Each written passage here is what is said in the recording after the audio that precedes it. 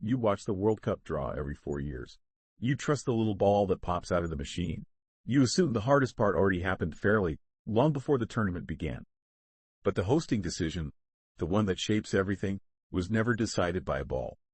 It was decided by 22 men in a room, and in 2015, the FBI kicked that room's door open. Here's what actually happened, and what it means every time you watch a match. Rewind to December 2010. FIFA's executive committee sits in Zurich to choose the hosts for 2 World Cups at once. Russia wins the 2018 bid. Qatar, a nation with no stadiums, brutal summer heat, and a population smaller than Houston, wins 2022. The football world was stunned.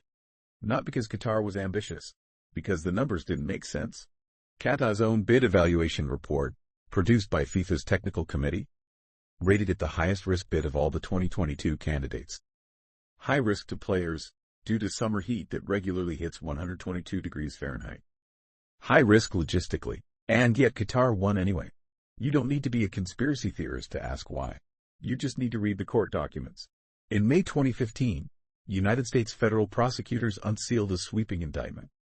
More than a dozen FIFA officials and marketing executives were charged with racketeering, wire fraud, and money laundering.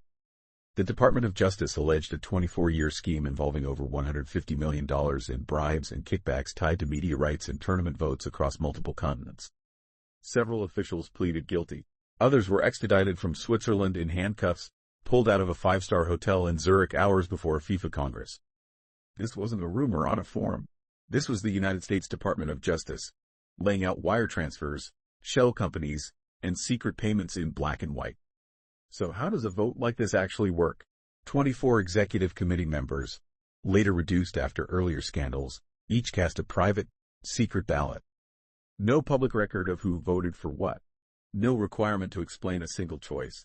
A handful of men, deciding a decision worth tens of billions of dollars. In total secrecy. Economist Andrew Zimbalist, who has spent decades studying the economics of hosting global sporting events, has argued that this opacity is not an accident. It's the business model. When the process is secret, leverage moves quietly, reputations stay clean, and host nations are left to justify enormous spending long after the vote is done, when it's too late to reverse. Qatar ended up spending an estimated $220 billion preparing for the tournament. Compare that to Brazil's 2014 World Cup, which cost around $15 billion. Something doesn't add up. Unless you stop treating the vote as a football decision, and start treating it as a geopolitical and financial one.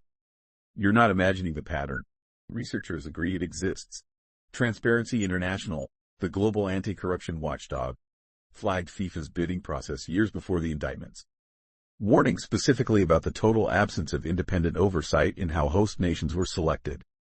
Their reports called for public disclosure of votes, financial audits of bid committees, and independent monitors in the room. FIFA resisted almost all of it for over a decade. Then there's the whistleblowers. Phaedra Al-Majid, a former Qatar 2022 bid committee spokesperson, came forward alleging she witnessed payments made to at least 3 African delegates in exchange for their votes. She later partially recanted under pressure, then reaffirmed parts of her claims. Her story became one thread in a much larger tapestry investigators were already pulling on independently. Here's the part that should really stop you. FIFA commissioned its own internal investigation, led by American attorney Michael Garcia, a former U.S. federal prosecutor. Garcia spent 2 years investigating the 2018 and 2022 bidding process.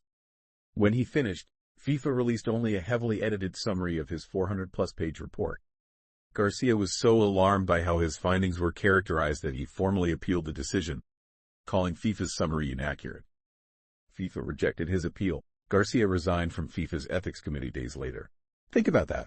The organization's own hired investigator quit in protest over how his own report was handled. That's not speculation. That's on public record. So why does any of this matter to you, watching from your couch 4 years later? Because every ad you see during the tournament, every ticket price, every broadcasting deal, traces back to a vote nobody was allowed to watch. The tournament feels inevitable once it starts. The opening ceremony, the anthem, the roar of the crowd. But none of that erases how the location was chosen in the first place.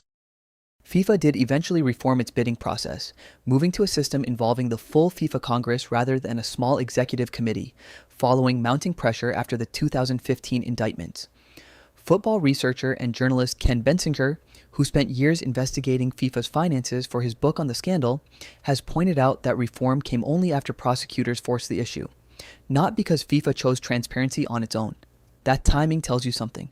Institutions rarely fix what nobody is watching. You've been trained to see the World Cup as pure sport. 11 players aside, a ball, a goal, nothing hidden. But zoom out far enough, and the tournament you love was shaped years earlier by people you'll never see, in a room you'll never enter, making decisions you were never meant to trace. The next time the World Cup draw happens, and that little ball pops out on live television, remember what actually decided where the tournament goes? It was never the ball.